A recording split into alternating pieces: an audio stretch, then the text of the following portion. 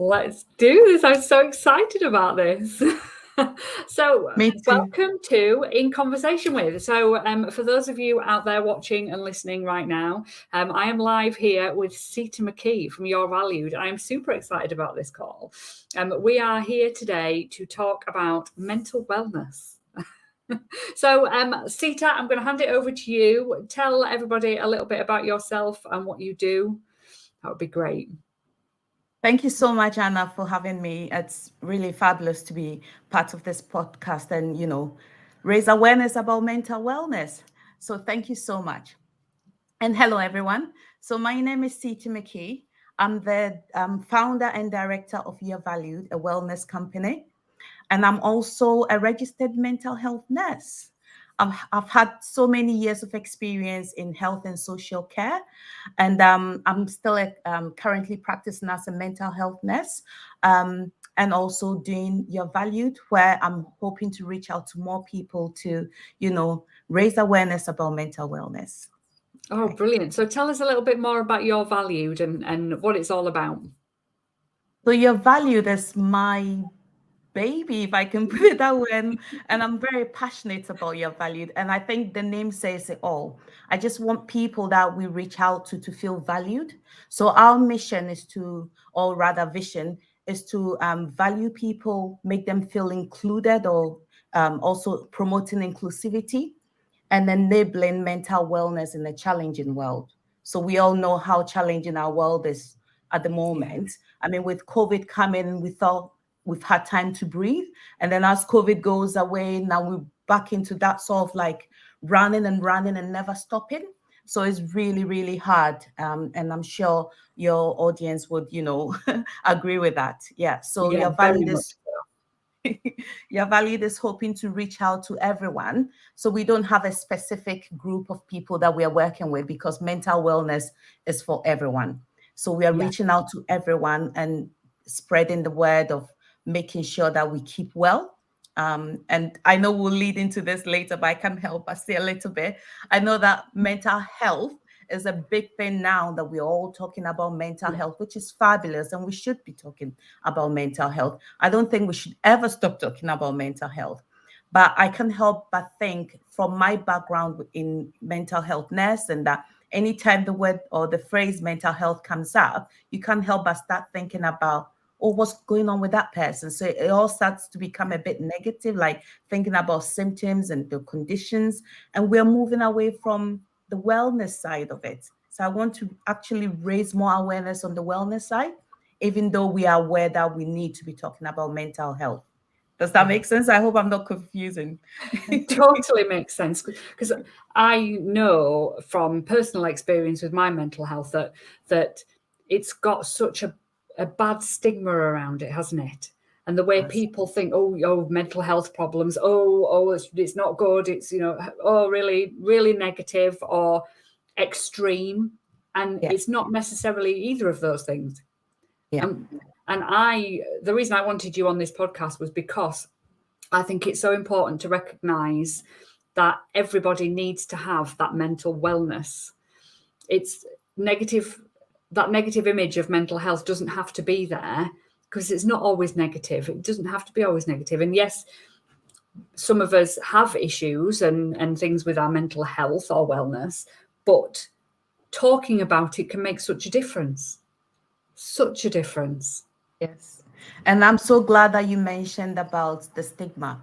And I'll give you an example. Say, if your audience have like a young family or so, you go into like a school drop off or pick up and you meet with other parents and you're sharing ideas and you're thinking, oh, it's a big thing now. We're all talking about mental wellness or mental health. So I can feel that this is a safe place to tell somebody that I'm really struggling now. And the next thing, another person hears about what you're experiencing, and you're thinking, why have they taken it as a stigma? And people are saying, oh, she has mental health issues, something like that. So we want to try and raise awareness that it's okay to talk about it and not feel guilty to say mental health. So if maybe mental wellness gives us that sort of positive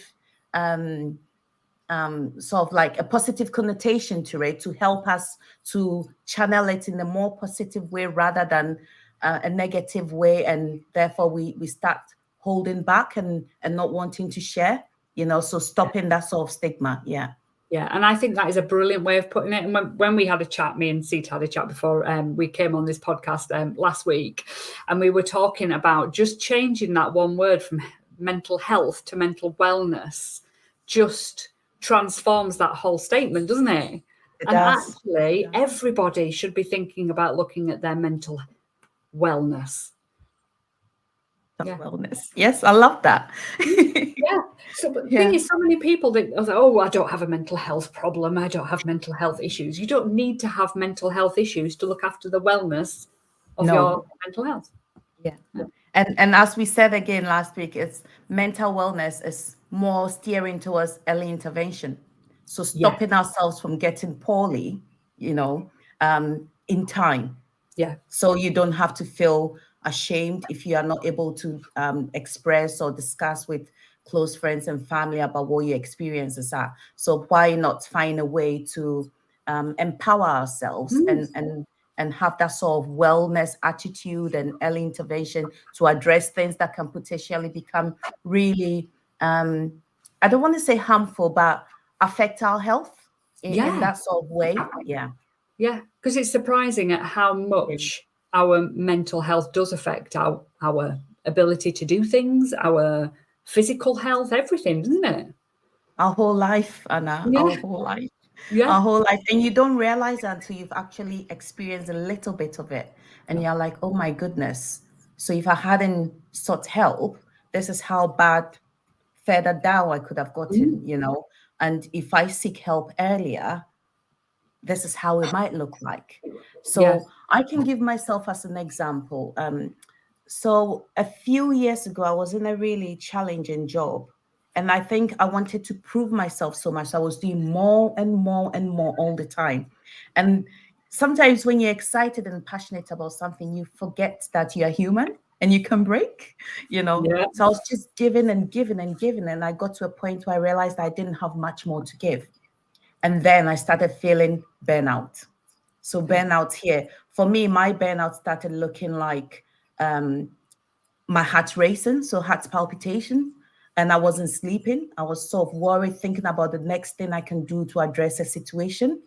And my sleep pattern changed, and I wasn't eating well, and I was extremely tired because I wasn't sleeping. And I realized I had to do something about it. So it's either I let it go to a point where it's really hard to pull it back, or I just immediately start finding a solution and get to a place where I recognize myself again in the mirror, So that's what I did. And from that moment, I started realizing that, my goodness, I'm not just the only one in this position or situation. A lot of us feel it, but we don't recognize it to call it back, and then we end up getting to a position or a situation where it's harder, because then you need more months or years to recover from that burnout. And it can even lead you into depression and to sort of like anxiety as well. And then mental health becomes the main issue, and it's hard for you to talk about it because you feel ashamed. But if you had recognized the signs earlier on and be able to pull yourself back and address it, we wouldn't be going to that extreme end and seeking all this help from doctors. And there's nothing bad in going to see your GP, but if you can prevent it before you get to that stage, why not prevent it? Absolutely. Yeah, absolutely. And so many of us, and I know I was the same, you see it as a weakness. Yes. Yeah. Yeah. We feel like it can feel like you're letting somebody down, you're letting yourself down. It shouldn't happen to you. Yeah, all those things. And actually it's normal and it's okay. And it's surprising how many people suffer with any sort of anxiety, sadness, stress. Yeah, it's very surprising. I bet there's so many people that are watching today that will have something going on in their lives that means that they are in need of a little bit of mental wellness. Honestly, Anna, and I think the signs are different for everyone. I mean, I've mentioned what my experience was. And as you said, you rightly said that about the weakness. So the fact that people might see you as weak, you don't want to carry on or how do I say this, to let them see you that way. So Yeah. you would rather keep Yeah. going and going until you break, you know. So it's really good to identify that it's not being weak. If you see that you're tired or if you realize that you are not your usual self, take a step back, reflect, and see what's going on. Yeah. If you don't recognize what these signs are, speak to someone. And this is the sort of thing I talk about in your values when I'm working with clients, to talk about how you can speak to someone to support you, someone who is not really involved in your life. So have that objective view, if you like, to take a step back and look at it with you and outline and say, is this what you've been experiencing? If you recognize it, what does wellness look to you? Let's look at that wellness and work with you to get to that wellness. Yeah. Mm. So what sort of things should people look out for then? What sort of signs are common? So in terms of burnout, so burnout here, I'm more referring to, I mean, your audience, majority of them, if I'm not wrong, will be like entrepreneurs, working business people. Yeah. Yeah. So Well, burnout here, I'm really focusing on people working. So whether your own business or you're working for an employer. So it can manifest itself like in terms of extreme tiredness, also deprived sleep, as it was in my case. I wasn't sleeping well at all. Also, your eating habits changes. You can also self-neglect, because you can't even remember the last time you probably had a really good time to look after yourself properly, spoil yourself, go for a massage or something, have a manicure, pedicure, something to lift your spirit up. It can also manifest itself as a lack of motivation, which a lot of us might experience. But the fact that you're lacking motivation one or twice in your life doesn't mean that you are burnt out. So if it's constant, if it's persistent, and you're seeing this pattern just remaining the same and nothing is shifting, and then you know that no, this is not right. Because if you compare it to your old self, which wasn't burnout, you realize that this isn't your regular pattern. So the key here is actually being very observant and knowing yourself, so that when you're deviating from that norm of who you are, then you can be able to identify these are the signs that I'm experiencing. There's also a feeling of overwhelmness and also extreme stress, as you were talking about, feeling stressed all the time. And some of these symptoms of burnout can also be or are symptoms of depression and yeah. anxiety. Yeah. Yeah. Well, I So used to can you suffer see how massively they're from it. also of linked in? They're Mm. also of linked in. So if you don't address the burnout issue and you leave it for so long, you can end up getting into depression. Yeah.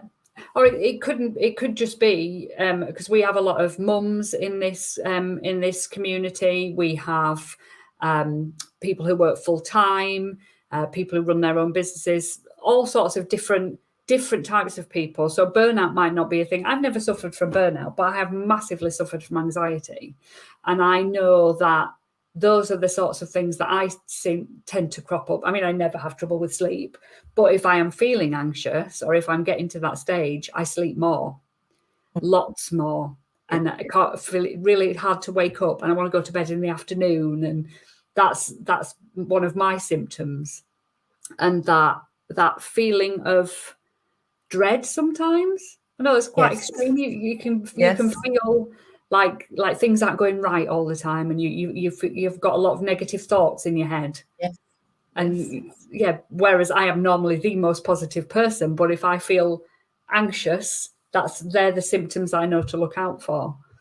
So I think everybody's very different, aren't they? Yeah. Yeah. But I love how you've just said it. For me, what I've picked up from what you've just said is you know yourself. Very Do you well. see? Yeah. Now I do. So, But I've which done is all these things.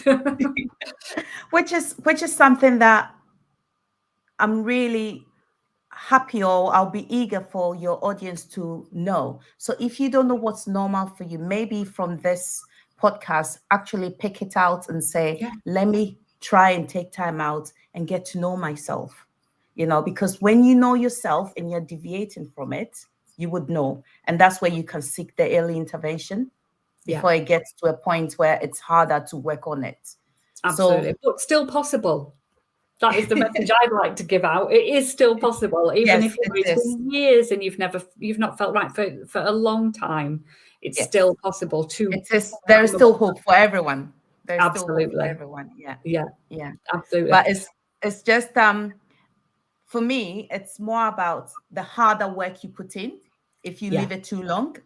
So if you don't want to put in too much hard work to bring it back, then let's try and stop it from getting there. Yeah. But there is definitely hope. And, there is so much help out there nowadays, so it's good not to keep it in and talk about it. And I love the fact that you and I have been open to share our vulnerabilities, me talking about my burnout, you talking about your anxiety. So if we keep talking about it and not just talking, but actually looking at ways to address them, the symptoms or signs or the experiences we are having that is different from what our wellness looks like, then at least we know we are doing something about it. It's better to do something than not to do anything at all, isn't it?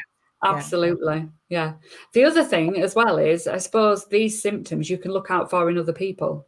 So if you've got close friends that are changing their behaviors or habits or mindset, look out for those as well, because friendships, I think, are key in mental wellness. Yes, definitely. And as I said, if you are an objective person, like the person standing away from who is experiencing it, you see it better, don't you? Yeah. Whereas the person experiencing it, it might take you longer to actually recognize it, that this is not right. It would have to really repeat itself for so long. But somebody who really knows you, and like you said, you're a very positive person. I like to believe I'm a very positive person as well. So if I start saying negative things, my friends and family who are close to me say, that doesn't sound like you.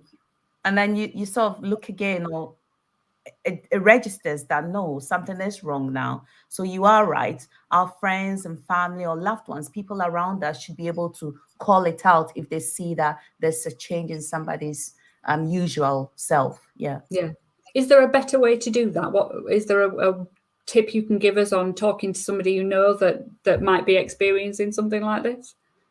So for me, the tips I have is usually interacting with people. So when you have a good social network, or you're able to interact well with people around you, your close network, if something is different, they would know, isn't it?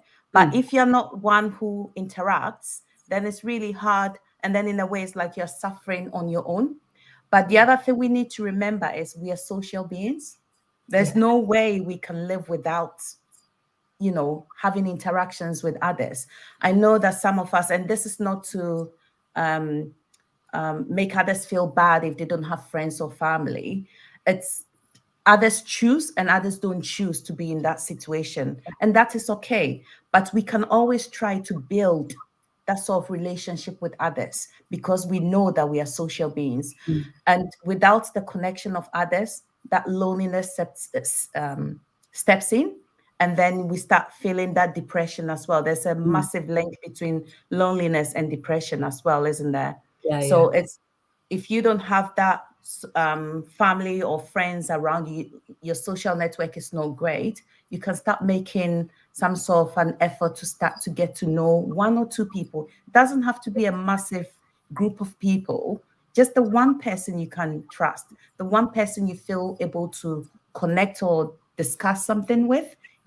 So for me, that is a way that you could try and do something about the fact that you are not connecting with others. So that if something is not right with you, they're able to help you pick it out before it gets to a point where it's harder to call it back. I feel like that should become a term. I keep saying call it back. Yeah, I think it's so right. And it doesn't take much to just ask somebody how they're feeling, or asking if somebody's all right, or making the effort to go and meet someone for coffee, or pick up the phone, or just a text, anything to Yes. somebody that you can see just isn't quite feeling it at the moment can make such a difference. And I find the nicest thing that people do for me is just a compliment. Just a compliment or a thank you for something just makes my day. And Yeah. it can just boost your well-being. It's just such a lovely thing to do. So yeah, I'm setting everybody a challenge to go and compliment somebody today. Just go and make somebody's life that little bit more rosy and just go and give them a compliment. Kind words, saying kind words to people. Absolutely. Yeah. Especially to those that are having a hard time. Yeah. So can you give us some top tips to help improve our mental wellness? So one I've already mentioned about social interaction. Yeah. So connecting with others. So it could be, well, text, it's good. I like that, but I also want that physical contact with Definitely. others. Yeah. So going out for coffees with people, just going to the movies. I mean, if you can think back to probably years ago, if whilst you were growing up or the sort of social network or connections you built with friends and family. And then sometimes you think back at the funny conversations you had. It always sort of brings a smile to your face without you realizing it. So that tells you the power of human connection, you see. And the second tip I would like to give is practicing mindfulness or meditation. So here, as much as it's good to connect with people, it's also good to have that solo time to reflect, energize, get your energy back, because sometimes when you see people, you're giving so much energy away, which is beautiful, but you need to also go back and recharge. Absolutely. So There's only so much you can give away, isn't there? yeah. So that recharge moment is your me time to get to sort of reflect, meditate. If you like meditation, practice mindfulness as well. If you like or prefer that. If you're a person of faith as well, I find that some of my clients prefer to meditate on scriptures or to watch a movie or listen to music, something that takes their mind off the everyday worries. You see, no matter how you say, oh, I mean, you might have a very positive person saying that, oh, I don't have any worries. Really? We all do, I think. Yeah, But we do. it's about trying to put that aside. So that me time, not thinking about anybody or anything, put work aside. It is okay to give yourself that protected time. And just being with yourself, spending time with yourself, getting to understand yourself, being with yourself, and just breathing. I was just thinking before this session to say, sometimes we just forget how powerful it is to just take 5 minutes and just do a breathing in exercise. When we are going and we're on the move, we're on auto breathing, isn't it? You don't even realize if you're breathing out or breathing in. So just giving yourself that 5 minutes away, just meditating on your breathing in and your breathing out, is so powerful. And you're feeding your brain with so much oxygen as well. And if you are feeling stagnant with ideas in terms of business, guess what? That oxygen feed in the brain, you start coming up with ideas. And I find that most times ideas come to us when we are quiet. Yes. When there's so much noise in the background and in our head, it's too busy. When do you actually know which is a good idea and which is not a good idea? So for business owners, if you want your businesses to thrive, I think the time is just taking that time away and reflecting and just being with yourself, just that peace and quiet to just let the good ideas flow in. Okay. And I think the third tip I want to share is being physically active. So I'm not talking about registering with a gym and going for strenuous exercise. It's good if you have the strength and energy to do that. No, but if you don't have that, it's okay to go for walks. If you love gardening, do some gardening. If you have pets, dogs, go for walks with them. I mean, you would be doing that, but in a more meaningful way, making a conscious effort to make sure that you're doing that often, and also looking after your diet and making sure that you are feeding the body with good stuff.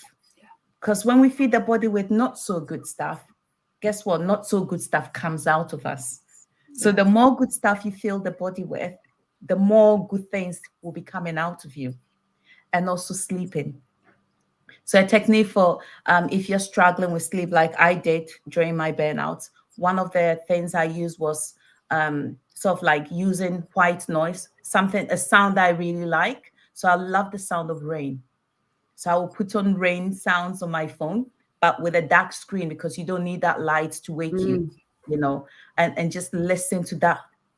It's beautiful. Others might not like it, but for me, we are all different. So it's knowing what you like. So if you like something, a sound of something, you could play that and just listen, let it soak in. And I realized that within 5 minutes, I was gone.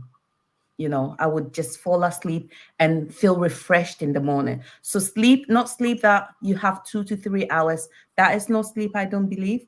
So sleep is having quality sleep, enough hours, waking up and feeling really refreshed and knowing that you can take on the challenge of the new day.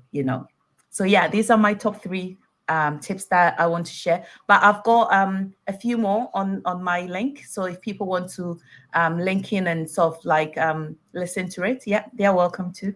Yes, because you've got a video on there as well, haven't you? Yes, I've got a masterclass video that I share 5 tips about how you can keep well and move you away from burnout to boldness, where boldness looks like you're in control, you're confident, and you can take on any challenge that is thrown at you, be it work, be it family, anything, but you need to prepare yourself to get to that place of boldness. Yeah. Yeah, I love that phrase. Burnout to boldness. Yeah. Oh, thank you so much for coming on here and being my guest today. It's been fabulous. I really hope our listeners have enjoyed it today. If anybody does have any questions, there's the comment section underneath that you can ask away. I will also put Sita's links underneath so you can access the masterclass and her website details if you want to get in touch with her, and your social media links as well. Where can they find you on socials? So I'm on Instagram, I'm on Facebook, and I'm on LinkedIn. Yeah. What's your handle? Sorry, I've sent them all to you. So if we put it down, we'll write them underneath. Yeah. It's your valued. You just don't. It's your valued. Your valued. Yeah. But we'll find you. It's all good. So thank you so much. It's been amazing. Thank you. I've loved being here as well, and thank you. This has been a brilliant discussion, and I hope we'll have an opportunity to have further more discussions on wellness. Definitely. Thank you. Thank you.